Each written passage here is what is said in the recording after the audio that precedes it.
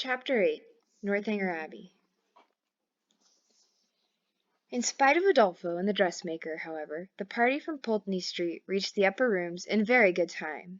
The Thorpes and James Morland were there only 2 minutes before them, and Isabella, having gone through the usual ceremonial of meeting her friend with the most smiling and affectionate haste, of admiring the set of her gown, and envying the curl of her hair, they followed their chaperons, arm in arm, into the ballroom, whispering to each other whenever a thought occurred, and supplying the place of many ideas by a squeeze of the hand or a smile of affection.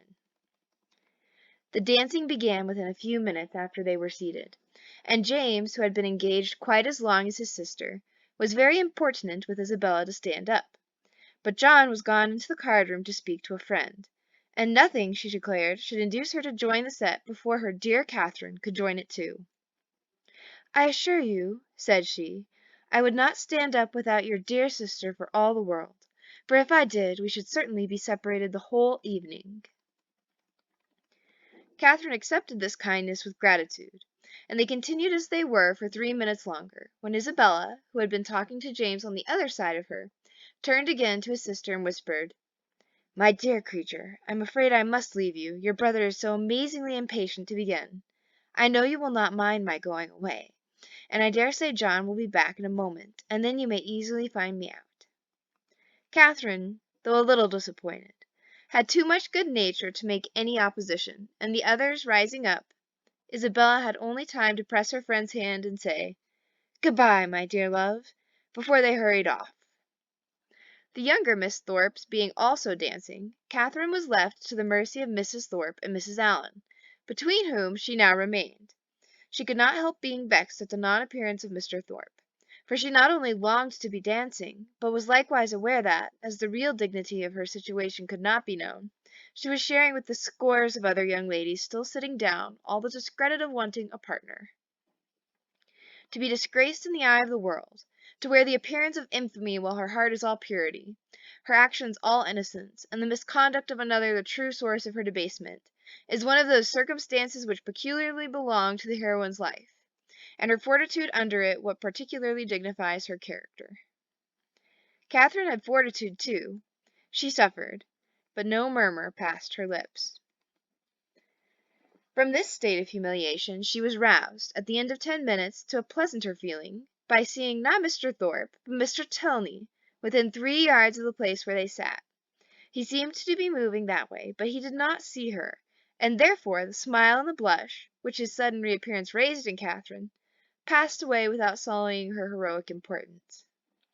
He looked as handsome and as lively as ever, and was talking with interest to a fashionable and pleasing-looking young woman, who leant on his arm, and whom Catherine immediately guessed to be his sister, thus unthinkingly throwing away a fair opportunity of considering him lost to her forever, by being married already. But guided only by what was simple and probable, it had never entered her head that Mr. Tilney could be married. He had not behaved, he had not talked like the married men to whom she had been used.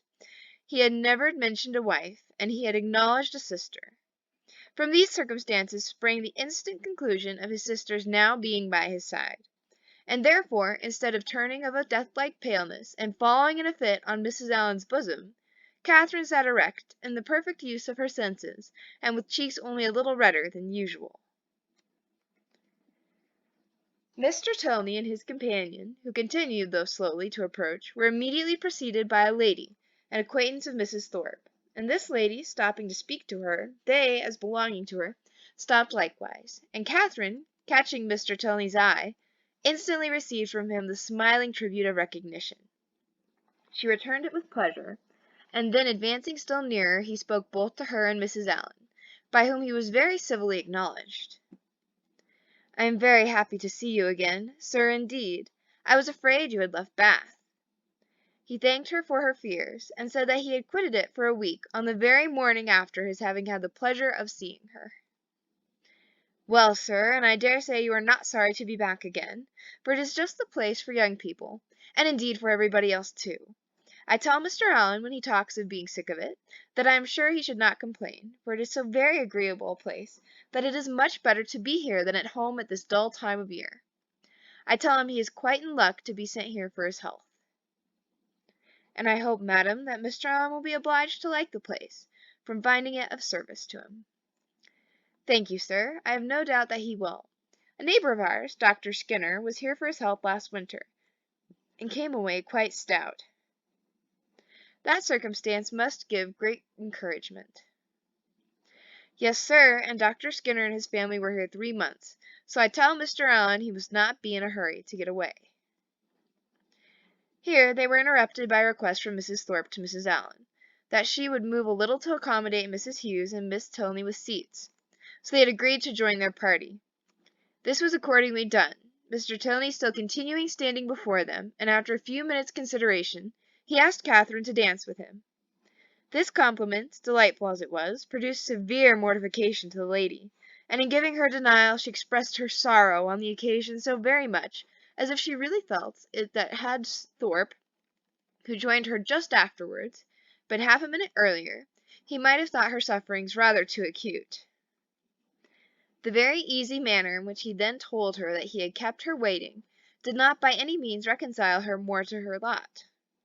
Nor did the particulars which he entered into while they were standing up, of the horses and dogs of the friend whom he had just left, and of a proposed exchange of terriers between them, interest her so much as to prevent her looking very often towards that part of the room where she had left Mr. Tilney.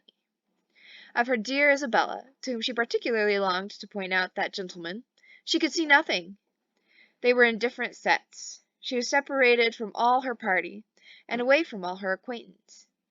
One mortification succeeded another, and from the whole she deduced this useful lesson, that to go previously engaged to a ball does not necessarily increase either the dignity or enjoyment of a young lady. From such a moralizing strain as this she was suddenly roused by a touch on the shoulder, and turning round perceived Mrs. Hughes directly behind her, attended by Miss Tilney and a gentleman.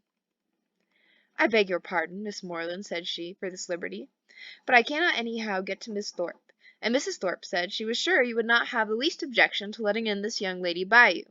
Mrs. Hughes could not have applied to any creature in the room more happy to oblige her than Catherine. The young ladies were introduced to each other, Miss Tilney expressing a proper sense of goodness, Miss Moreland with the real delicacy of a generous mind making light of the obligation, and Mrs. Hughes, satisfied with having so respectably settled her young charge, returned to her party. Miss Tilney had a good figure, a pretty face, and a very agreeable countenance, and her air, though it had not all the decided pretension, the resolute stylishness of Miss Thorpe's, had more real elegance. Her manners showed good sense and good breeding.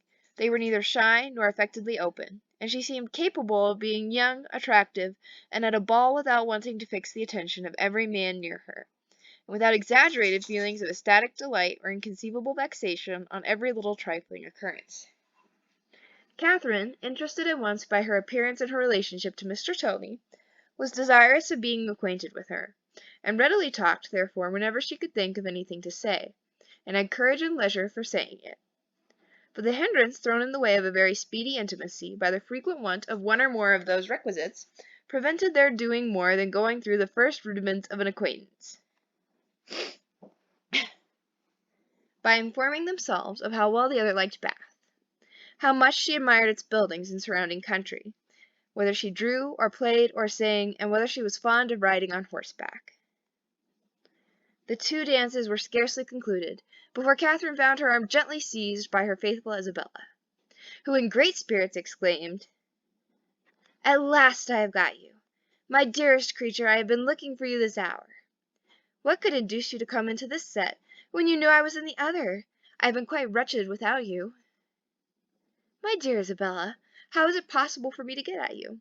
I could not even see where you were." "So I told your brother all the time, but he would not believe me. 'Do go and see for her, Mr. Moreland,' said I, but all in vain, he would not stir an inch. Was it not so, Mr. Moreland? But you men are all so immoderately lazy. I have been scolding him to such a degree, my dear Catherine, you would be quite amazed. You know I never stand upon ceremony with such people." "Look at that young lady with the white beads round her head," whispered Catherine, detaching her friend from James. "It is Mr. Tilney's sister." "Oh, heavens! You don't say so. Let me look at her this moment. What a delightful girl! I never saw anything half so beautiful. But where is her all-conquering brother? Is he in the room? Point him out to me this instant, if he is.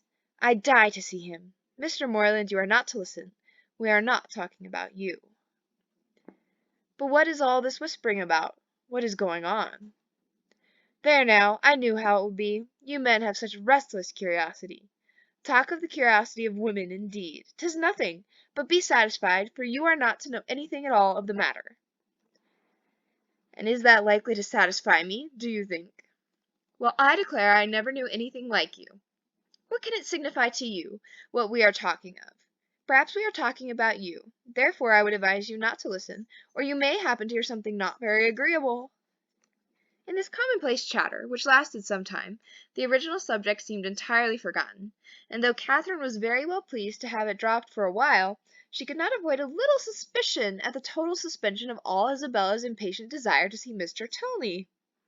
When the orchestra struck up a fresh dance, James would have led his fair partner away, but she resisted. "I tell you, Mr. Morland," she cried, "I would not do such a thing for all the world. How can you be so teasing? Only conceive, my dear Catherine, what your brother wants me to do. He wants me to dance with him again, though I tell him that it is a most improper thing, and entirely against the rules. If we were not to change partners." "Upon my honour," said James, "in these public assemblies it is as often done as not." "Nonsense! How can you say so? But when you men have a point to carry, you never stick at anything. My sweet Catherine, do support me. Persuade your brother how impossible it is. Tell him that it would quite shock you to see me do such a thing. Now would it not?" "No, not at all. But if you think it wrong, you had better much change."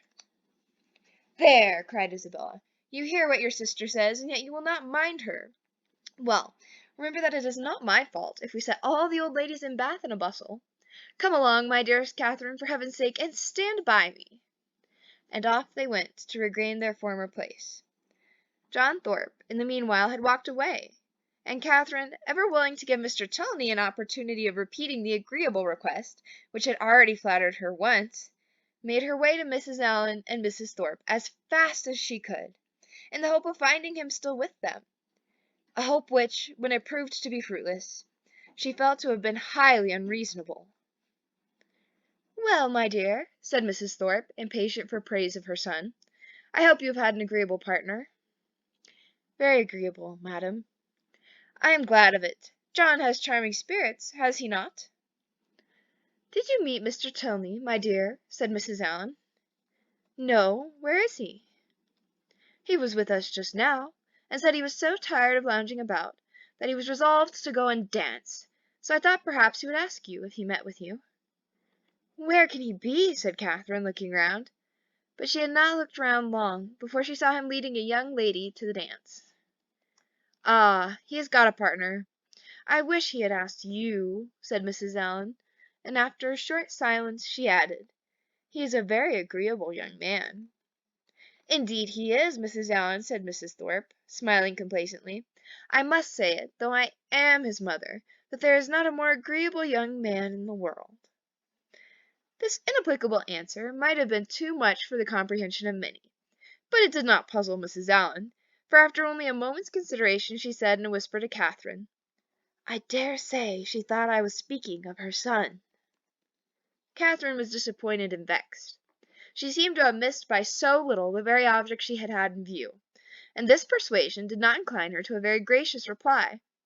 When John Thorpe came up to her soon afterwards and said, "Well, Miss Morland, I suppose you and I are to stand up a jig and jig it together again." "Oh no, I am much obliged to you. Our 2 dances are over, and besides, I am tired, and do not mean to dance any more."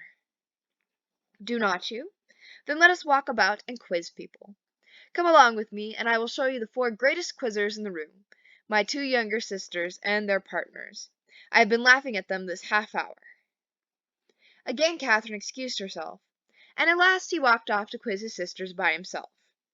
The rest of the evening she found very dull.